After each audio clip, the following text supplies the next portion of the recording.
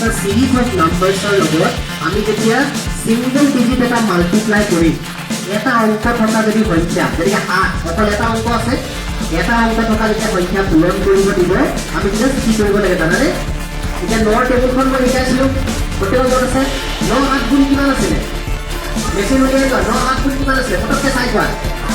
61 কি কৰিবা তোমালোকে প্ৰথম 6 লিখিবা শেষত 3 লিখিবা লিখিলা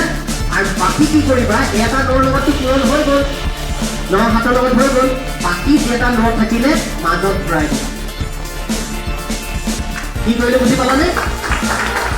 9 7 গুণ 63 প্ৰথম আৰু শেষত 63 টো লিখি ললো 6 আৰু 3 মাজত এটা 9 বাদ গ'ল বাকি থকা 9 খিনি মাজত ভৰাই দিবা ঠিক আছে যেনেকে এতিয়া তোমালোকে মোক এইটো যদি বুজি পালা ইয়াৰ আনসাৰ তুমি কোনে ক'ব চাও দেই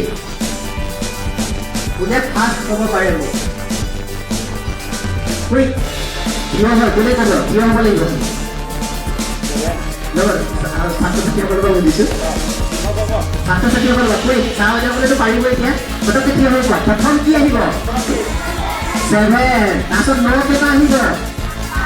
5টা 9 আৰ লাস্টত কি আহিব ভেৰি গুড 9 7 9 গুণ কি আছে 72 কাৰে 7 আৰম্ভণি এখন 2 বাকি 9 কেইটা হৈছে কেনে হৈছে এইটো কিলা এইটো এতিয়া 9 9 লগত কি পূৰণ কৰিব দিব পটককে পাৰি এটা অংক থকা এতিয়া পিছৰটো আমি কি কৰিছো ইয়াত এটা অংক আছে নে না ইয়াত 4টা অংক হৈ গ'ল এতিয়া এটা অংকটো সবে লিখিলে এটা অংকতে বেশি হলে কি কয় 2টা 3টা 5টা 10টা এনেকে যদি দিয়ে কি এটা জানিব লাগিব যে তাৰ নিয়মটো চোৱা তাৰ নিয়মটো দুটা পাৰ্টত আছে উত্তৰটো দুটা ভাগ থাকে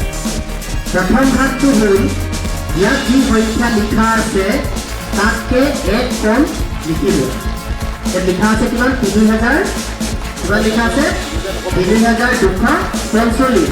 তাতকে এক কম কৰিলে কি হ'ব 3244 এই চোৱা প্ৰথমত মই ফাৰ্ষ্ট পাৰ্টত 3244 লিখি ল'লো বুজিছেনে এতিয়া আমি পিছৰ পাৰ্টটো লাগিছে এইটো কেনেকৈ কৰে প্ৰথম পাৰ্টটো বুজি পালা প্ৰত্যেকে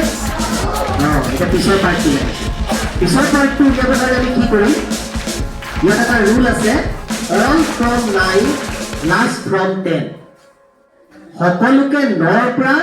আৰু শেষৰটো 10ৰ পৰা বিয়োগ কৰা সকলোকে কি কৈছো 9ৰ পৰা বিয়োগ কৰা আৰু শেষৰ সংখ্যাটো শেষৰ অংকটো কিহৰ পৰা বিয়োগ কৰিব কৈছো 10ৰ পৰা বিয়োগ